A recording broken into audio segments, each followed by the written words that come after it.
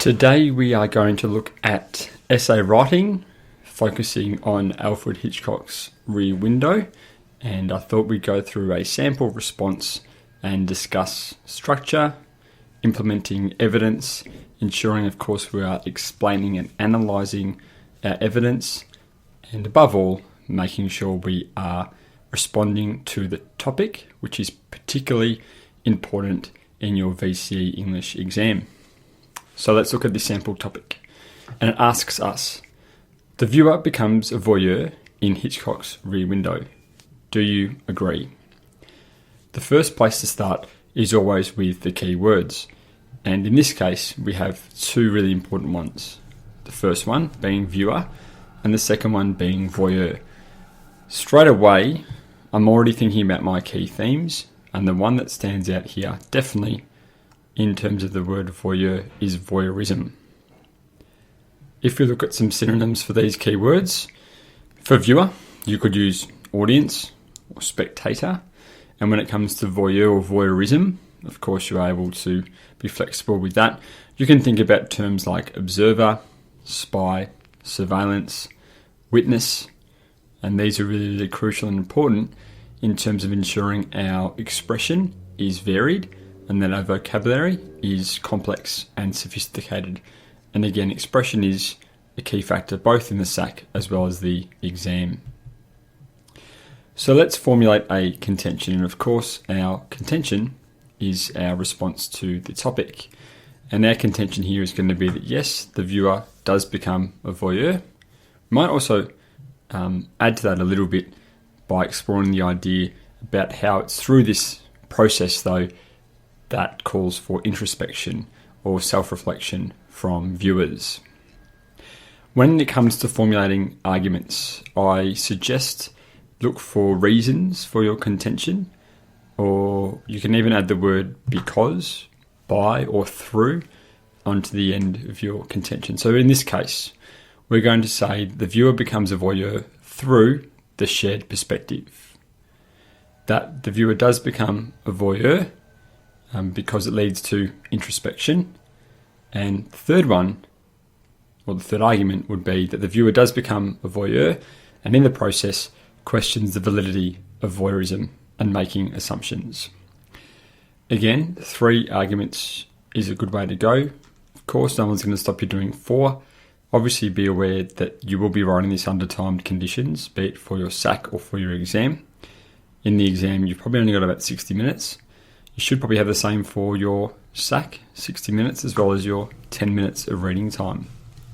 And that brings up a really important point here. Use your reading time properly and use all of it. Within that reading time, you should be thinking about your contention and your arguments. In fact, by the time they say your writing time starts now, you should have formulated already your contention and your arguments. On top of that, you should be starting to flesh out what kind of evidence you want to use and ensuring that you're not doubling up. What I mean by that is you don't want to be talking about Jeffries in every single paragraph, or you don't want to be talking about Lisa in every single paragraph. And you want to think about which secondary characters you might like to bring in to ensure that you are showcasing a broader knowledge of a text, not a narrow one, where you're merely focusing on Jeff and Lisa. So let's get to our introduction. This is a sample one we have for you. And it says, set during thriving post-war America, Alfred Hitchcock's Rear Window compels the audience to become voyeurs, yet also provokes active evaluation. Hitchcock's restrictive directional decisions force protagonist Albie Jeffrey's perspective upon viewers. Additionally, the sustaining suspense and employment of symbolism collectively offer contradictory viewpoints upon the vigilante behaviour promoted by the American government, discouraging communist ideals within society and prompting watchers to consider its ethics. Furthermore, Hitchcock stimulates the audience to question the reliability of observation, and ultimately, the film entices watchers to become complicit with Jeffrey's observations while subtly suggesting his lack of righteousness. If we go through this introduction, you'll be able to see that the contention is clearly outlined and the 3 supporting arguments are all fleshed out. You can see that the contention comes up in the first sentence here. The idea that the audience become voyeurs, yet also provoke active evaluation. You are able to state your contention early. You might want to save it for the second sentence. You might want to start with some context information first and then bring in your contention. Again, with English, there's no one right way to go about things. Just work out what works best for you. Our first argument here is in yellow, the fact that Hitchcock forces the protagonist L.B. Jeffries' perspective upon viewers. The second argument, which is in green for those of you watching, is the idea that it prompts watchers to consider its ethics, that it's being voyeurism. And the last argument, the third one, is the idea that Hitchcock stimulates the audience to question the reliability of observation. You'll notice throughout this introduction there are a couple of errors. Again, they're not massive errors, and as long as they don't impact on your overall expression, you should be okay, but please remember to proofread your work. You'll notice at the end of this introduction as well that the contention is almost restated again, just to ensure that the examiner or the marker understands that you are responding to this particular topic. And VCAR consistently year in, year out suggests that some students or many students come in with pre-prepared essays or tweak the topic to suit, in fact, almost too much they tweak the topic in order to suit something that they want to write on. Remember, the topic is there for you to answer to. And that last sentence, that ultimately the film entices watchers to become complicit with the Jeffries observation, whilst also subtly suggesting his lack of righteousness and the need for introspection. So, let's move on to our first main body paragraph. The limited narrative perspective forces the audience to share Jeffries' viewpoint. Implementation of the 50mm camera lens mimicking human eyesight incorporated with the Kuleshov effect encourages viewers to participate in the protagonist's complications. This is evident when Jeffries attempts to peek into the newlyweds' apartment, with the camera shifting between the narrow window of the neighbours and a close-up of the protagonist struggling in his wheelchair with a strained expression in an attempt to gain further insight into their lives. Such transactions stimulate the audience to duplicate Jeffries' behaviour, thus becoming window shoppers and piquing curiosity in the lives of others. Furthermore, Jeffries' confined setting, extenuated by the enclosed apartment blocks and his plastic cocoon, elicit frustration towards Hitchcock's provided perspective. Such a powerless position lures the audience to become complicit in Jeffries' voyeurism as it restores authority as suggested by the high-angle shots over the communal apartment space. Consequently, the audience is forced to share Jeffries' viewpoint, thus becoming watchers themselves. In this first main body paragraph, we have a clear topic sentence at the start. We understand that the limited narrative perspective is going to be the main focus here. There is a nice blend of evidence here, with both film techniques being utilised as well as quotes. This is a very popular argument for not just this topic, but a range of essay topics. The idea that the audience is complicit in Jeffries' actions due to Hitchcock. And in this case, you're going to be focusing on film techniques. You notice that things like the camera lens, the Kuleshov effect, close-ups, the setting, and camera angles are all used in this paragraph. And when film techniques are the main source of evidence for you, you will find it difficult to bring in quotations. In this case, we've got two quotes, window shoppers and plastic cocoon, that have been effectively used here. In fact, one of the quotes has actually been used for explanation, which is an interesting way to go about things, but that is one of the main difficulties, particularly with what we would call film technique essay topics. They do allow for film techniques to be discussed, but at the same time, you can find it quite tough to incorporate quotations. So please be aware of that and think about some flexible quotations that can be used in this case. You notice there are some nice verbs being used, and verbs are really important when it comes to explanation. So verbs we often say that are really useful to ensure you are analysing are verbs like highlights, showcases, demonstrates, depicts, portrays, condemns, promotes, encourages, endorses. These are always really good verbs, to use to ensure the examiner knows you are not just simply retelling the plot, you're not just summarising, but that you are analysing. And that's a really important thing to remember. Analyse don't summarise. Of course, you will need to do some summary, but generally speaking, the focus is on your ability to analyse the examples you've used. Note at the very end of this paragraph, there is a clear link back to the essay topic. Remember, you should be linking your paragraph idea or your argument back to the overarching essay topic. So in this paragraph, we've got the phrase, the audience is forced to share Jeffrey's viewpoint, thus becoming watchers themselves. That clear link to the viewer becomes the voyeur. Let's move on to our second main body paragraph. Hitchcock's paradoxical depictions of the ethics of observation invites the audience to evaluate their own behaviour. Although Hitchcock maintains suspense via the aforementioned restrictive nature, the symbolism of the binoculars instead discourages voyeurism. As Stella bluntly brands the portable keyhole when utilised by Jeffries to scrutinise the Thorwalds, replacing his eyes with the reflection of the apartment blocks. This dehumanises him and illustrates his detachment from reality, replicating the audience's behaviour within the cinema. Regardless, the viewers would continue to watch as they, like Jeffries, are far too engrossed in the thrill of the potential murder to be inhibited by rear window ethics. In addition, Hitchcock's climax provides an impetus surrounding the morality of voyeurism. Thorwald staring directly into the camera and consequently breaking the fourth wall confronts viewers and evokes a sense of unsettling discomfort as the distance once maintained by Jeffrey's isolated apartment is compromised. In conjunction, Thorwald's inquiry of "What do you want from me?" followed by Jeffrey's silence amplifies the purposelessness of his voyeurism. Jeffrey's inability to respond compels the audience to contemplate their own behaviour and the unethical nature of spying. Ultimately, Hitchcock provokes the audience to reassess the morality of their own film watching, yet also promotes the authority provided by it to potentially encourage them to consider the vigilante behaviour advocated during 1950s America. So you notice in this paragraph, the key idea is ethics, or the key theme is ethics, and that's a really important point to consider. Think about your key themes and ways that you can attach them to the essay topic. In this case, we're talking about ethics and the idea around voyeurism. Once again, we've got some really nice quotations in here.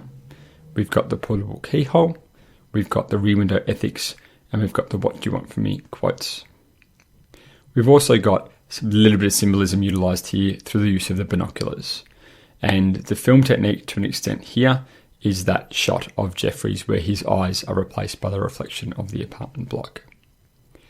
Again, the important thing to note here is that all the evidence is explained or analysed. And once again, through the linking sentence at the end, the marker or the examiner is completely aware that this student is responding to the essay topic. Let's move on to the final main body paragraph. The presentation of a biased and limiting perspective propelled the audience to question the reliability of voyeurism. After drawing the viewers to plainly accept Jeffrey's viewpoint, Hitchcock offers a variety of additional perspectives to widen their insight as well as develop suspense. This is displayed when Jeffries is asleep, and Hitchcock reveals Thorwald walking home with another woman. Through careful editing,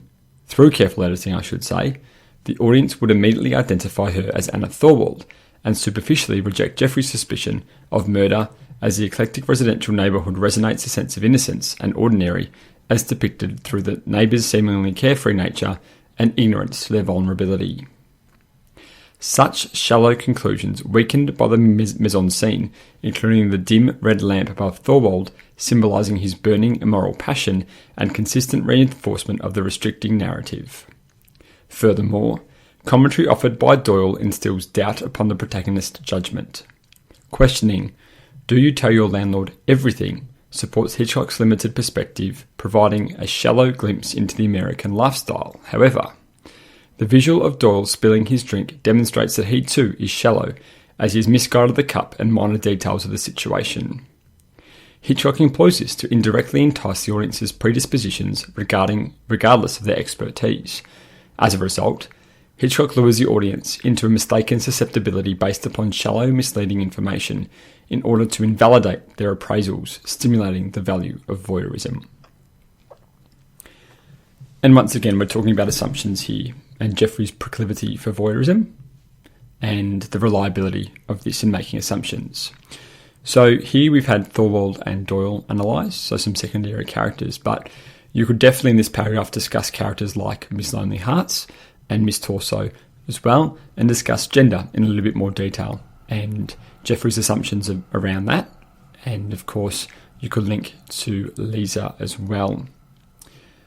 We do have some really unique interpretations here, though, which I like about this paragraph. So they've gone and looked for evidence that I wouldn't say is out of the ordinary, is not always seen, and has been effectively utilised to support this argument. So, for example, we've got the symbolism of the red lamp, and we've got Doyle spilling his drink.